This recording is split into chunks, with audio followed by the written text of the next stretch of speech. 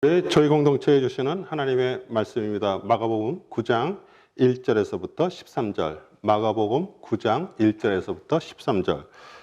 또 저에게 이르시되 내가 진실로 너에게 이르노니 여기 섰는 사람 중에 죽기 전에 하나님의 나라가 권능으로 임하시는 것을 볼 자들도 있느니라 하시니라. 여세의 예수께서 베드로와 야고보와 요한을 데리시고 따로 높은 산에 올라가셨더니 저희 앞에서 변형되사 그것이 강체가 나며 세상에서 빨래하는 자가 그렇게 희게 할 수 없을 만큼 심히 희어졌더라. 이 엘리야가 모세와 더불어 저에게 나타나 예수로 더불어 말씀하거늘 베드로가 예수께 구하되 랍비여 우리가 여기 있는 것이 좋사오니 우리가 초막셋을 짓되 하나는 주를 위하여 하나는 모세를 위하여 하나는 엘리야를 위하여 하사이다 하니 이는 저희가 심히 무서워하므로 저가 무슨 말을 하는지 알지 못함이더라. 마침 구름이 와서 저희를 덮으며 구름 속에서 소리가 나되 이는 내 사랑하는 아들이니 너희는 저의 말을 들으라 하는지라. 문득 둘러보니 아무도 보이지 아니하고 오직 예수와 자기들 뿐이었더라. 저희가 산에서 내려올 때 예수께서 경계하시되 인자가 죽은 자 가운데 살아날 때까지는 본 것을 아무에게도 이르지 말라 하시니 저희가 이 말씀을 마음에 두며 서로 문의하되 죽은 자 가운데 살아나는 것이 무엇일까 하고 이 예수께 묻자와 가로되 어찌하여 서기관들이 엘리야가 먼저 와야 하리라 하냐이까. 그러서되 엘리야가 과연 먼저 와서 모든 것을 회복하였거니와 어찌 인자에 대하여 기록하기를 많은 고난을 받고 멸시를 당하리라 하였느냐. 그러나 내가 너희에게 이르노니 엘리야가 왔으되 기록된 바와 같이 사람들이 임의로 대우하느니라 하시니라. 아멘. 아멘. 저는 오늘 본문 말씀 가지고 너희는 저의 말을 들으라 라는 제목으로 말씀을 증거하겠습니다. 우리 성경에서 구름은 그 하나님의 나타나심을 표현할 때 쓰였습니다. 우리 성막이 완성된 후 그 하나님의 영광이 구름으로 임함을 출애굽기 40장 34절에 구름이 회막에 덮이고 여호와의 영광이 성막에 충만하매 욥은 하나님께서 구름으로 자신의 그 보좌를 가리시고 그 위에 피셨다고 이렇게 말합니다. 노아 홍수 후 다시는 물로 심판하지 않으실 것을 무지개 언약을 통해서 말씀하셨습니다. 그래서 창세기 9장 14절 내가 구름으로 땅을 덮을 때 무지개가 구름 속에 나타나면 우리 무지개는 우리 그리스도를 가리킵니다. 우리 예수님께서 그 베드로와 야고보와 요한 그 세 명의 제자를 데리고 올라가셨는데 셋은 증인의 숫자입니다. 변화산에 올라가셨을 때도 구름 속에서 하나님께서 나타나셔서 너희는 저의 말을 들으라 이렇게 말씀하셨습니다. 예수님께서 어떤 말을 하셨는가요? 인자가 죽은 자 가운데서 살아날 때까지는 본 것을 아무에게도 이르지 말라고 하셨습니다. 우리 첫째는 우리 십자가에서 돌아가심이 로 하나님께 그 영광을 올리시는 것이 사람의 때가 아니라 그 하나님의 때에 이루어지게 하려는 것이고요. 둘째는 또 제자들 사이에 서로 우월하다는 그런 교만을 없애시기 위해서입니다. 우리도 오늘 주님께서 하시는 말씀을 들을 준비가 되었습니까? 그 인류의 죄를 사하러 그 십자가에서 죽으심을 깨닫고 정말 구원받는 것도 중요하지만요. 더 중요한 것은 그 부활하신 그리스도를 만나는 것입니다. 오늘 말씀이 여러분의 생명으로 인쳐지기를 주님의 이름으로 축원합니다. 1절 죽기 전에 하나님의 나라가 권능으로 임하는 것을 볼 자들도 있느니라. 우리 예수님의 그 하나님 나라가 정말 눈에 보이도록 임한 것과 그 권능을 보여주시려고 이 세 명의 제자 우리 베드로, 야고보, 요한을 데리고 그 변화산으로 올라가셨습니다. 우리 다른 제자들이 좀 섭섭할지 몰라도요. 세 명의 제자는 그 변화산에서 보았던 하나님 나라의 그 권능을 증거하고요. 그리고 기쁨으로 순교자의 길을 걸었습니다. 베드로는 예루살렘 교회를 이끌고 또 나중에 로마에서 순교를 했지만 우리 사도 중에 제일 먼저 순교한 사람은 야고보였습니다. 사도행전 12장 1절 2절 그때 헤롯 왕이 손을 들어 교회 중 몇 사람을 해하려 하여 요한의 형제 야고보를 칼로 죽이니 여기서 헤롯 왕은 아그리파 1세고요. 우리 사도들과 그리스도를 믿는 그런 제자들을 핍박해서 하나님께서 처리하셨습니다. 23절에 헤롯이 영광을 하나님께 돌리지 아니하는 고로 주의 사자가 곧 친히 충이 먹어 죽으니라. 우리 사도 요한은 그 예수님의 육신의 어머니 마리아를 정말 봉양하고요. 또 선교하고 살다가 우리 반모섬에 유배돼서 정말 요한계시록을 써서 하나님 나라의 권능을 소개했습니다. 우리 요한복음 17장은 그 십자가를 지시기 전 겟세마네 동산에서 예수님 자신과 또 제자들과 또 우리 믿는 모든 성도들 위해서 하셨던 기도 내용입니다. 1절, 예수께서 이 말씀을 하시고 눈을 들어 그 하늘을 우러러 이르시되 아버지여 때가 이르렀사오니 아들을 영화롭게 하사 아들로 아버지를 영화롭게 하게 하옵소서. 이제 제자들에게 하신 그 인자가 죽은 자 가운데서 살아날 때까지는 본 것을 아무에게도 이루지 말라고 그 말씀하신 그 하나님의 때가 이르렀은가. 그리고 십자가를 지고 죽으심이 하나님 아버지를 영화롭게 하는 것이었습니다. 그리고 두 번째, 변화산에서 본 것에 대해서 제자들의 그 교만을 경계하셨는데요. 조금 시간이 지나자 우리 야고보와 요한이 개인적으로 예수님께 부탁한 내용이 마가복음 10장 37절에 나옵니다. 여짜오되 주의 영광 중에서 우리를 하나는 주의 우편에 하나는 좌편에 앉게 하여 주옵소서. 그러자 예수님이 38절에 예수께서 이르시되 너희는 너희가 구하는 것을 알지 못하는도다. 내가 마시는 잔을 너희가 마실 수 있으며 내가 받는 세례를 너희가 받을 수 있느냐. 그들에게 그 고난의 잔을 마시는 침례, 즉 십자가에서 죽는 일을 받을 수 있냐고 물어보십니다.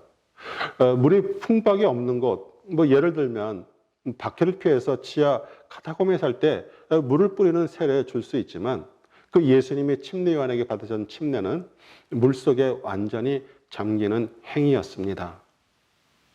이제 십자가에서 죽으시고 땅에 장사된 후 3일 후에 부활하시는 것이 우리 침례 받을 때 물속에서 우리 자신의 과거의 죄가 모두 죽고 물 밖으로 나옴으로 새 생명을 얻는 것을 표현합니다. 하나님을 영원하게 하는 것이 십자가를 지고 죽는 것임을 제자들은 깨닫지 못했고요. 그냥 자의정 우의정 한 자리를 요구했습니다. 마가복음 10장 41절 열제자가 듣고 야고보와 요한에 대하여 화를 내거늘 우리 초림으로 오신 예수님은 45절에 인자가 온 것은 섬김을 받으려 함이 아니라 도리어 섬기려 하고 자기 목숨을 많은 사람의 대속물로 주려 함이니라. 우리 하나님이신 예수 그리스도께서도요. 우리 섬기러 오셨는데 우리 말끝마다 하나님의 종이라고 말하는 우리 목회자가 교회에서 대접받고 성도들이 그 섬겨주기를 바란다는 것은 우리 예수님을 이용해서 한 자리 차지하려는 그런 야고보와 그 요한과 같은 것입니다. 3절에 그곳이 강차가 나며 예수 그리스도께서 그 세 명의 제자 겸 증인을 데리고 그 변화산에 올라가신 목적은 예수님께서 메시아이심을 깨닫게 하고요. 그 하나님의 나라가 권능으로 임한다는 사실을 우리 제자들에게 알리기 위해서였습니다. 우리 마태복음 17장 2절에 그들 앞에서 변형되사 그 얼굴이 해같이 빛나며 옷이 빛과 같이 휘어졌더라. 우리 마태 기자는 그 얼굴이 해같이 빛났다라고 말하는 것은 그 하나님의 영광을 표현한 것입니다.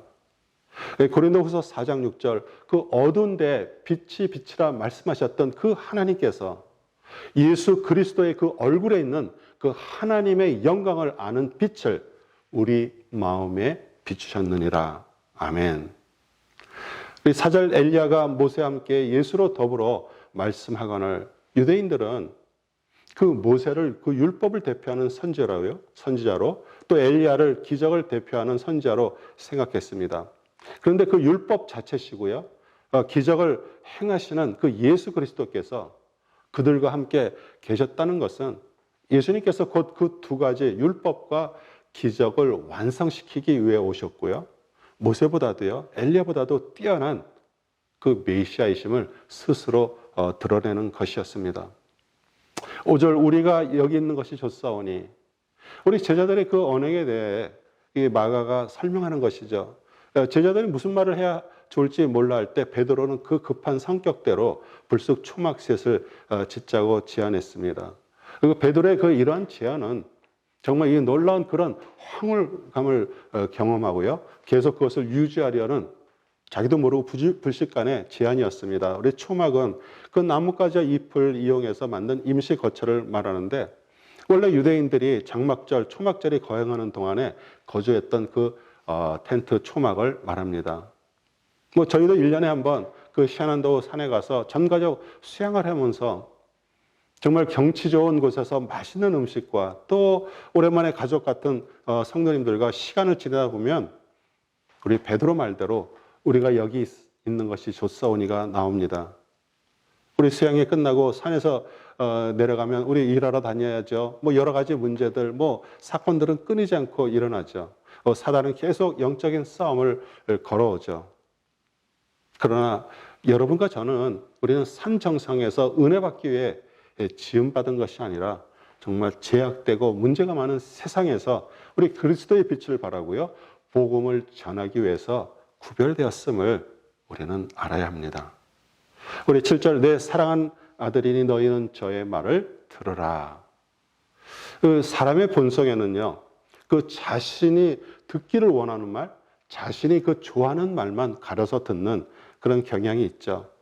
그 하나님의 마음을 받아 그 거듭나지 않으면 우리는 육신의 정욕, 안목의 정욕, 이생의 자랑, 그리고 선악 지식을 소유하고 있기에 그 진리의 말씀이 우리 귀를 통해서 마음에 들어오면 이 자신 안에 그 거짓된 자아와 충돌함으로 귀를 닫아버리거나 아니면 속에서 분이 납니다. 우리 제자들은 거의 대부분 갈릴리 어부 출신들이거나 정말 가난하고 배우지 못했고요. 예수님이 부르셔서 따라다녔습니다. 그 예수님의 행하시는 그런 기적과 그 병자를 치유하는 것, 또 먹고 사는 문제를 해결하시는 그 능력을 보고 나중에 세상 임금이 되시면 정말 한 자리 차지하려는 그 욕심들이 있었죠. 우리 변화산에 오르기 전에 예수님이 앞으로 일어날 일을 말씀하셨습니다. 그런데 제자들에게는 정말 충격 그 자체였죠.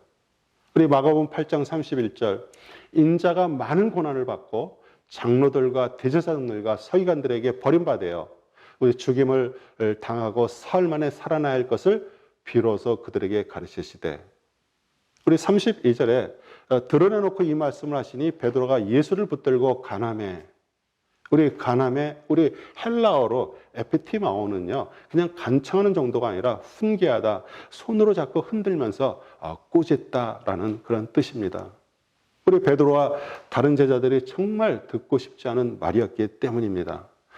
정말 바로 전에 그 빌립보에서 주는 그리스도시여 살아계신 하나님의 아들이시라고 정말 엄청난 고백을 한 베드로하고 전혀 상관이 없습니다.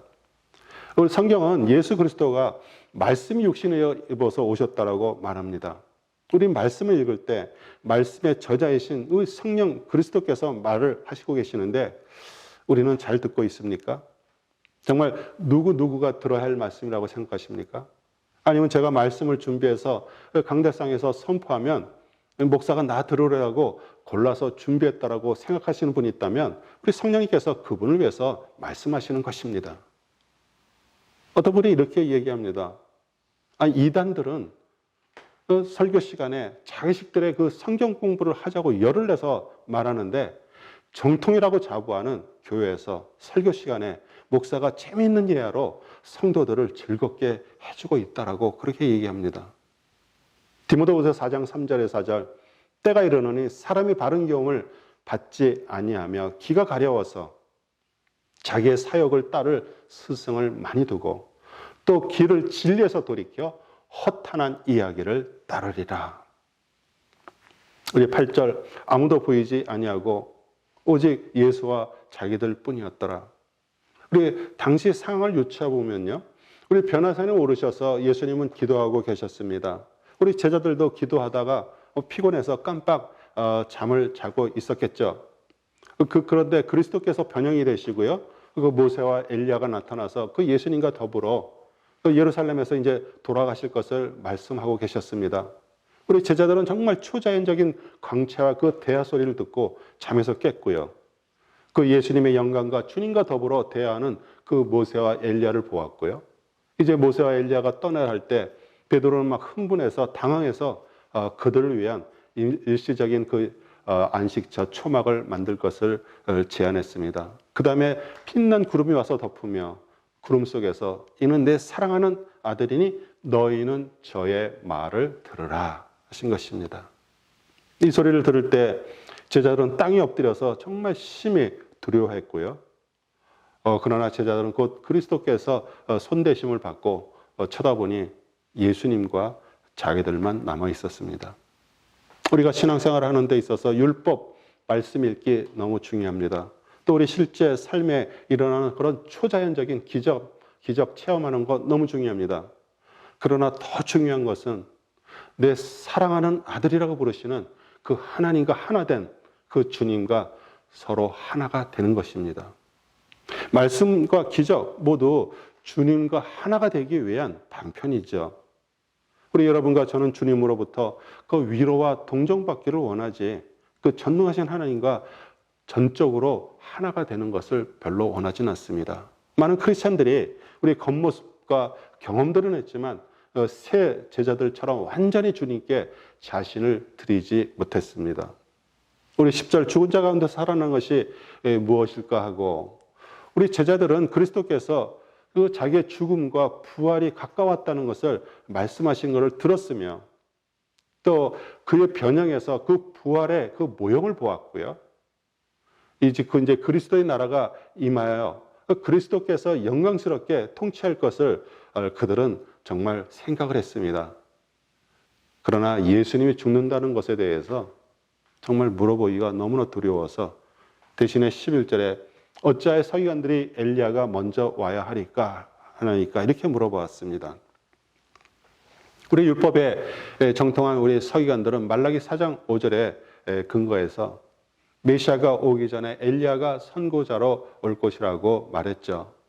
우리 보라 여호와의 크고 두려운 날이 이르기 전에 내가 선지자 엘리야를 너희에게 보내리니.